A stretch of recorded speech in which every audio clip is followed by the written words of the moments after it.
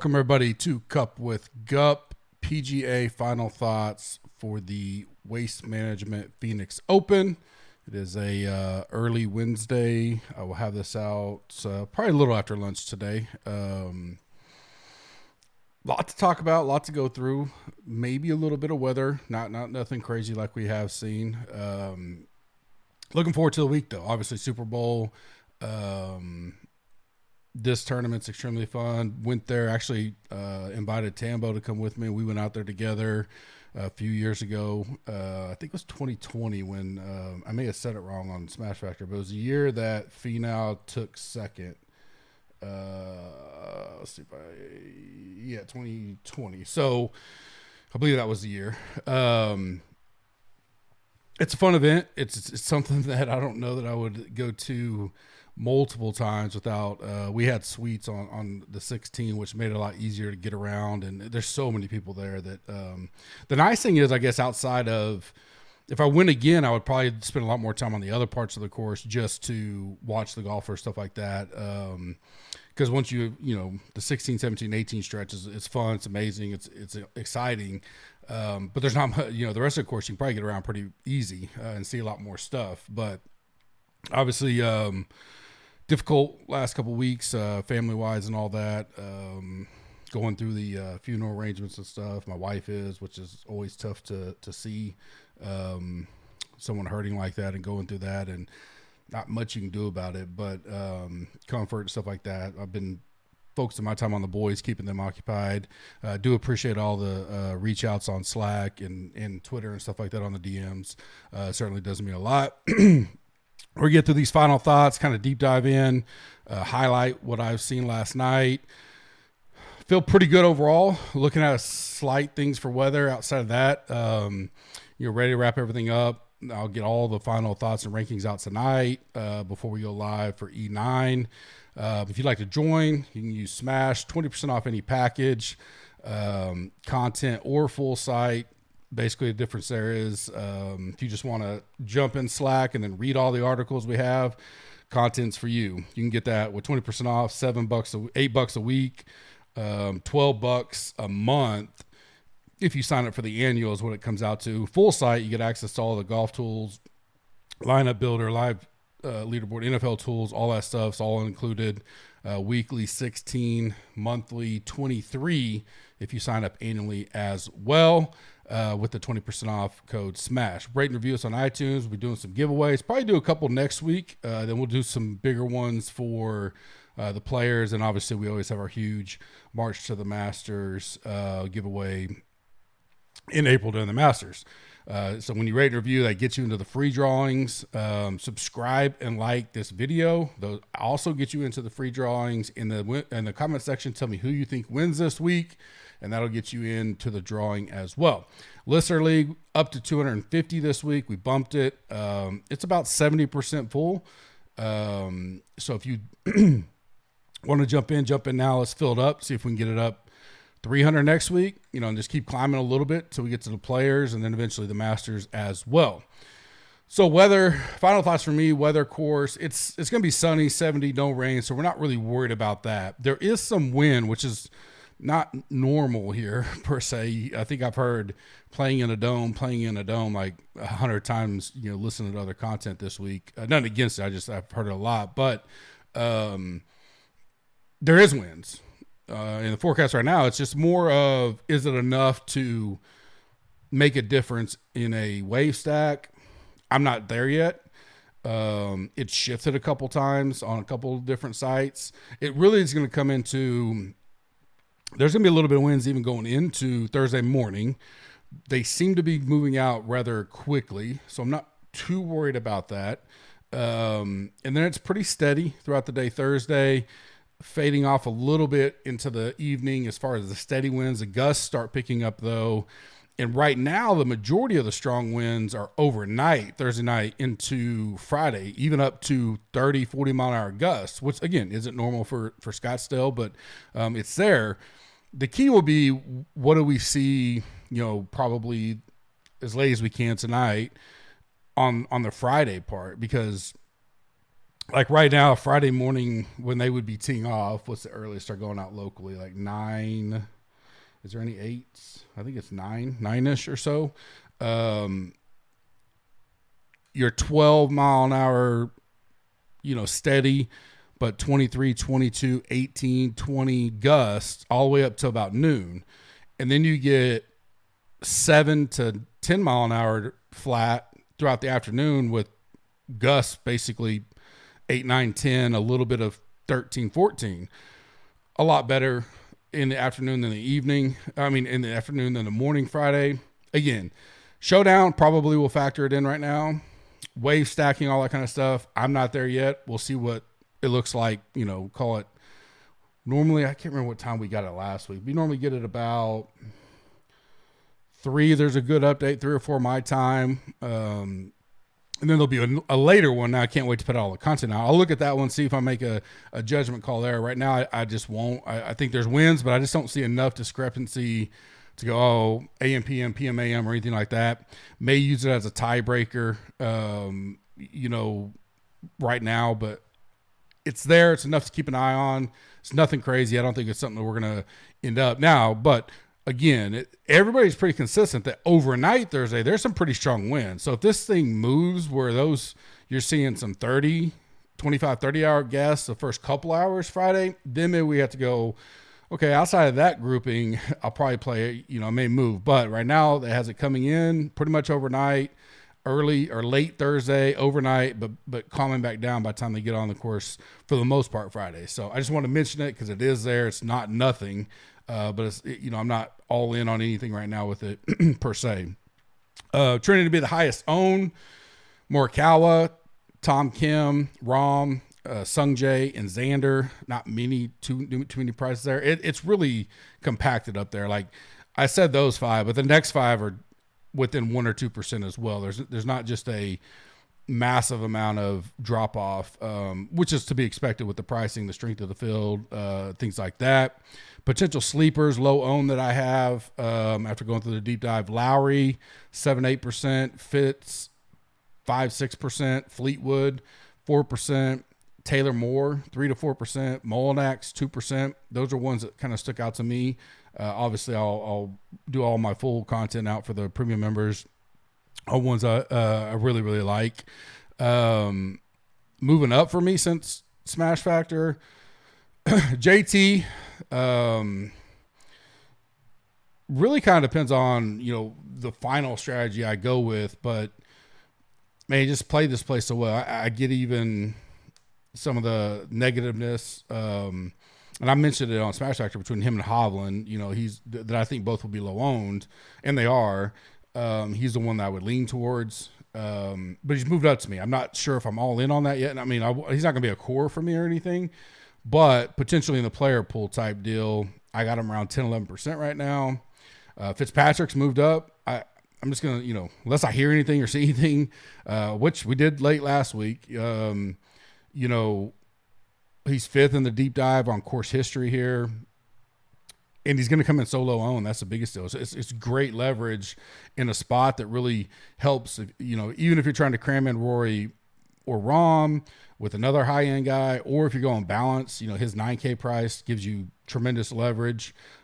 Whether it be over Kim, M, or Young, all 3 of those guys are going to be up there, 15% plus. Where Fitz is going to be squeezed in there at about 5. And I think he has the game to do well here. So he's the guy I got my eye on. Fowler's moved up just in the sense that, running my models and algorithms and all that kind of stuff for ownership. He's talked up, of course, but I do think the price will keep some or more off than not.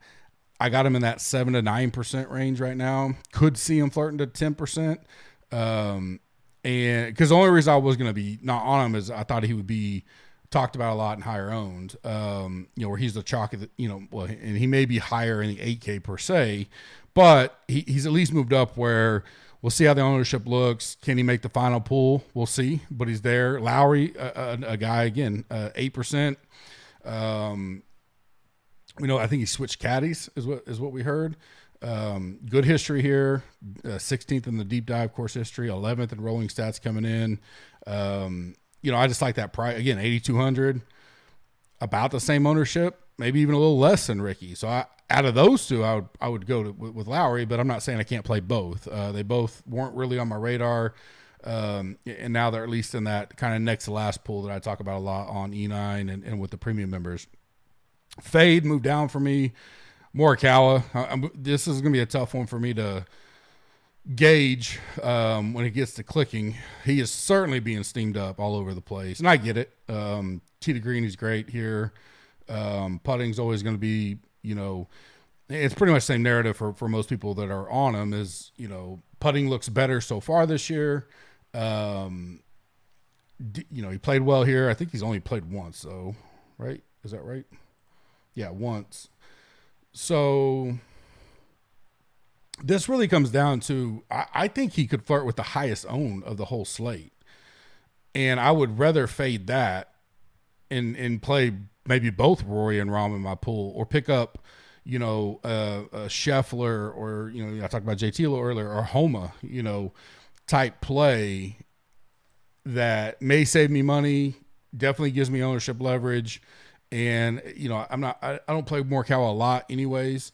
But he's certainly steamed up a lot. And so but all these guys up there in that price range aren't, they're going to be pretty close to each other in ownership. So it's not a huge leverage spot. But when you start, there's 14 guys up there. And I hit on this on E9 a lot, and I'll talk about it tonight. When you start cutting out, depending on how many lineups you're doing, 5 of those guys, you cut out a lot of, cumulative ownership out of your player pool. If there's some of the right guys, right? If you go, say you cut Morikawa, one of Rahm or Rory, a Finau, I'm just throwing out there, and then maybe one of M. Kim, you cut those 4 out, you've really cut out a lot of that type of ownership. There's a lot of different ways to go about it, but he's a guy I'm okay, watching win on Sunday, and if he does, egg on my face type of deal. But right now, he's the guy that's moved down for me the most. Hovland, I wasn't really going to play him, but I do think he's going to have to be a leverage play if people want to get there. Hoagie looks to be a pretty popular guy down in the 7K range that I don't mind being off of. Harmon, certainly getting steamed up a lot. I didn't mind him, but not if he's going to be one of the highest owned in the 7K range. I can go elsewhere. And then Keegan. Keegan's being talked up quite a bit. Another guy, 7K range. I don't mind getting off plenty of chalk in the 7K range and eating a little more up top, where I can go to guys that I like just as much for, half the ownership or so. Staying strong for me, Cam Young, Rory, Connors, and Mitchell. Clear leverage plays, just pure ownership, not guys I may be on or may not be on. Hovland, Fitz are going to be the clear leverage plays up top. Fleetwood and Spieth, they're in that 8K range. Clear leverage plays, going to be the lowest there.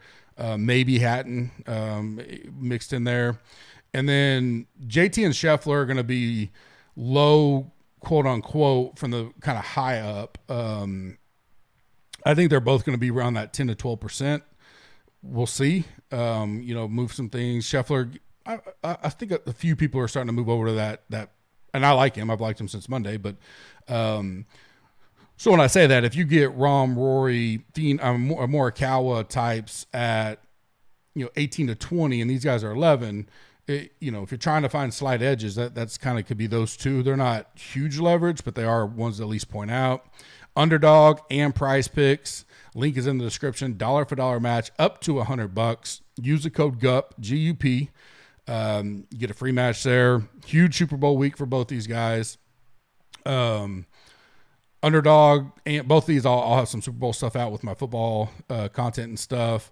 The major best balls are up on Underdog. I've talked about them. It'll be 4 rounds basically, almost kind of like the playoffs in NFL, but it'll be the Masters, the PGA Championship, U.S. Open, and the Open, which is very unique. You'll have to. There's a lot of thinking there because you want to try to get as many guys in your team that you think have a solid shot at playing all 4, right? But you want to have good teams to keep advancing. So that's something that'll be strategy and probably talked about a lot more once we hit the players and move towards the Masters, but they are up. You can go take a look at them. The Thursday 3-putt this week is a $40K pot. I think that's the biggest I've ever seen. I don't remember if we even got there for the majors last year, but $10 to enter. Great leverage there, especially if you just get a little unique in your rankings and stuff like that. We talk about it in the Slack, GC Warrior Room Slack all the time. They have a big, free square, if you want to call it that, hurts over half a total yard for the week that you can put in your pick'ems. So you can sign up with that code, put that in, throw a few more in, or look at the ones that I like, whatever you want to do, and that gets you started off there. Prize Picks, same thing. Their free square is Mahomes. My round one plays, which you could throw Mahomes in if you want. Probably depends on how you feel. You'd be holding your money up till Sunday, though, because if you go 5 for 5 and you're waiting on Mahomes, yes, it's 99.9% he's going to get 1 yard. I guess he could get hit on the first play and be out for the game, but you got to hold that money all week. So it depends on you when you want to use it. You can use it around. You use it whenever. You just can only use it once, or up to, I think, $20. So if you're a $5 player, you could use 5 on Thursday, 5 on Friday, 5 on Saturday, 5 on Sunday. They allow that. But so you can use that whenever. The 4 plays I like for tomorrow, and then you can throw 2 more of your own in there, or throw the Mahomes +1 to get you 6. I like Rory over Burns, birdie or better.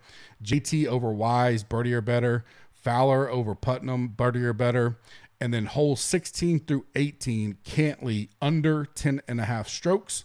Those are my 4 for Prize Picks. Again, that link is in the description. Dollar for dollar match up to $100. My final 5 for one and done: Rory, Cantley, Young, Sungjae, and Fitz. I think Fitz would be a great leverage play if you think he can do well. 3.6 million up there. He's not going to be picked that much at all in a one and done. You hit that, you got a big leverage on the field. If you have 3 or more, I'd probably think about using them in one. If you only have one, I get it. Only using, maybe use a big boy up there, which I think he's up there, but Rory or something like that, I certainly get that as well. PayPal guys, just a reminder, you should be getting emails. There's about 100 over the last 2 days that went out, reminding you that we stopped using PayPal last March.